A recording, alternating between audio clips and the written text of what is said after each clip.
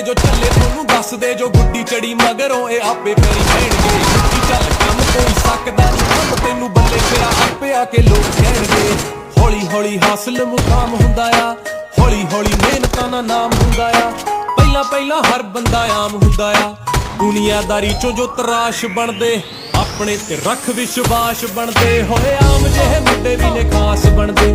ਆਮ ਜਿਹੇ ਮੁੰਡੇ ਵੀ ਨੇ ਖਾਸ ਬਣਦੇ